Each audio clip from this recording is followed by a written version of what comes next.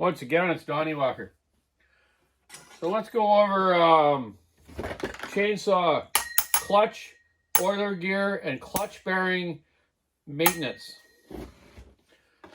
I got this here little 026 that has a perfect top end, but the bottom end's been smashed out for some reason. I don't know what happened here, but someone broke out the crankcase out here. So someone built a really nifty skid plate though, this aluminum plate, and screwed this all around it to kind of keep it together, I guess. I don't know. It really didn't do anything, but whatever. Cool job. So hey, first of all, let's talk about greasing your clutch bearing, which people need to do way more often, and clean around your clutch system and around your oiler gear system. Obviously, when you're cutting wood, there's a lot of debris that gets down into here. Fine sawdust and chips get in here, especially fine sawdust with people that don't know how to sharpen chains very well. So consumers, it's worse for than a professional that has a good sharp chain, and chips really won't get in there.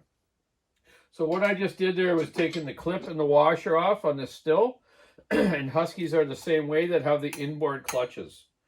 The inboard clutch systems do not have like a greasable crankshaft end. And I'll show you that on these inboard clutches, like right here on this 61. Okay, see that little hole in the crankshaft there? You can grease with your grease gun through the end with a pointed grease gun and grease your clutch bearing. Give it a couple squirts, turn it, couple squirts, turn it, good enough. Same with this 562, same thing.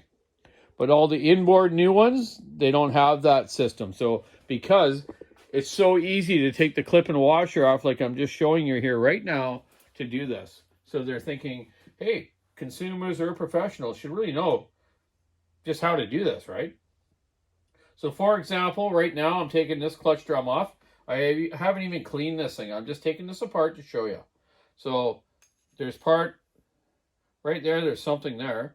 Looks like some sort of string or something. Someone was probably cutting something and it wound around there. This one's got a metal cage bearing, but a lot of stills have a plastic cage bearing. So when the bearing gets worn, the drum does this, okay? It's wobbling around as you're using it, and it upsets the oiler gear drive, which I'll show you in a second, and it stops oiling properly too. So you don't get enough bar and chain lubrication. Also on stills and Huskies, check your surface of your clutch drum here. Like it has a hard surfacing in here for the bearing to ride on, okay? And on these, some of them, you just put your screwdriver in here and you feel that it's smooth, but if it grabs, like this one is in about 3/4 of the way down, I know that that's steel, not the hard surfacing chrome kind of thing, eh? So now that's going to wear that bearing a bit too.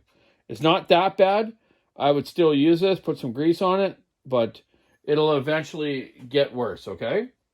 So that's what you want to check. And also the wear of your clutch drum outer edge here. Like on Husqvarnas and old stills, we never really worried about it, but all this new stuff is getting so, everyone is trying to build everything so light and high speed. They don't care about wearing stuff. Like, you know, like years ago, you could run an 066 still, you know, for quite a long time without having to change that. You might change a clip and a washer because sometimes when the chain comes off, it hits it and comes off, or the odd clutch spring. So, yeah, but that's something you got to be looking at, eh? I don't know if you can see that, but you can, you know, you can visually think about it, eh? Like that's chrome or a hard surfacing, and then you can feel that because this screwdriver is touching it, right? Here it skids around, then it grabs, right? So you know that's not right. Okay, so let's get that off. Let's take our clutch off, and I'll kind of show you. Clutches sometimes will come off on an impact real quickly. And remember, all inboard clutches are left-hand thread. So righty-loosey and lefty-tighty. Oh, look at that. Okay. Sometimes you got to use a piston stop, but this new Snap-on 3/8 impact I have here, battery one, it's wicked. It's got great power. Okay, so pull your clutch off. Inspect it. Look for any cracks, the keepers here are broken, the springs could be wore. If you physically grab the shoe and can pull it easily, you know your springs are a little wore. This one's not bad. I would say that would probably be fine. It probably wouldn't creep the chain.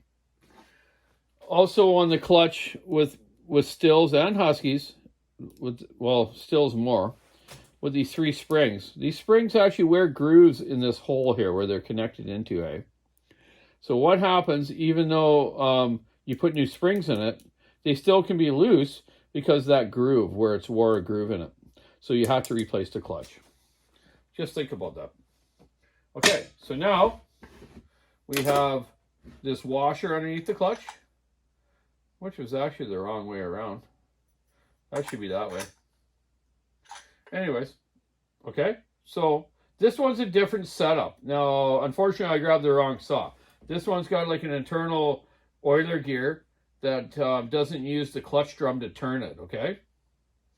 I'm going to grab another saw and show you that. But what I'm saying is the oiler gear on like, say, like an 044, 046, 066, most Pro Series saws has an oiler gear with a metal tang that comes over by the side here. And the clutch drum has a little notch in it that it fits in there and then it turns it.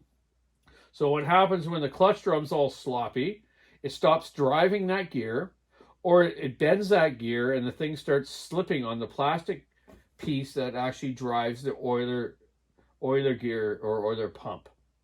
So then your oiler is not working right. So you need to replace the oiler or the clutch drum and the oiler gear and put a bearing in it as well. Okay? And inspect the clutch like I just said.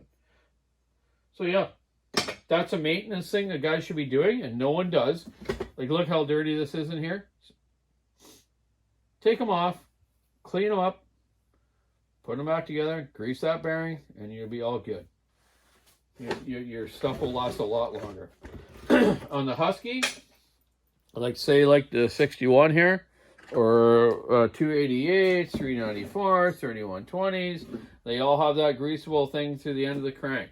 So you have yourself either the tip greaser or a grease gun that came with the saw, which they used to years ago. They don't much anymore. But when you grease just the end of it here with I got this one here. You can probably buy them on the internet for nothing as usual, or eBay. End of the crank, pump it. See the grease come out there? Okay, that's getting onto your bearing and lubing your bearing. So spin your drum a couple times, give it a couple more pumps, and you're good to go.